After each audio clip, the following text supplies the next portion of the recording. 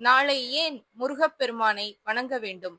ஐப்பசி மாத பௌர்ணமியில்தான் சந்திர பகவான் தன்னுடைய சாபம் முழுமையாக நீங்கி முழு ஒளியையும் பூமியின் மீது விழச் செய்து முழு பிரகாசத்துடன் காட்சி தருவதாக சொல்லப்படுகிறது.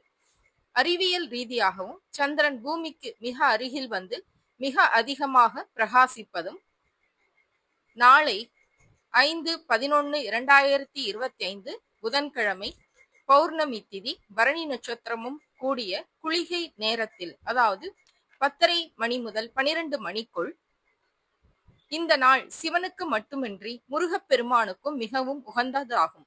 இந்த நாளில் முருகப்பெருமானுக்கு 2 பொருட்களை மட்டும் வாங்கி படைத்து வழிபாடு செய்வதால் நம்முடைய குடும்பத்திலும் வாழ்க்கையிலும் இருக்கும் பிரச்சனைகள் அனைத்தும் தீரும். செல்வ செழிப்பும் அதிகரிக்கும்.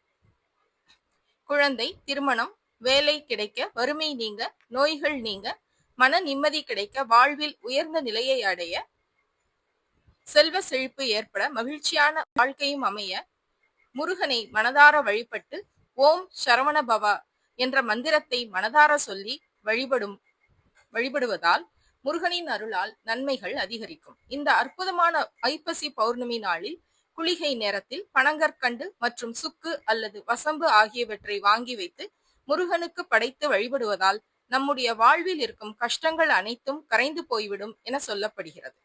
இது போன்ற ஆன்மீக செய்திகளுக்கு பத்மம் யூடியூப் சேனலை சப்ஸ்கிரைப் பண்ணுங்க, லைக் பண்ணுங்க, ஷேர் பண்ணுங்க, கமெண்ட் பண்ணுங்க. நன்றி, வணக்கம்.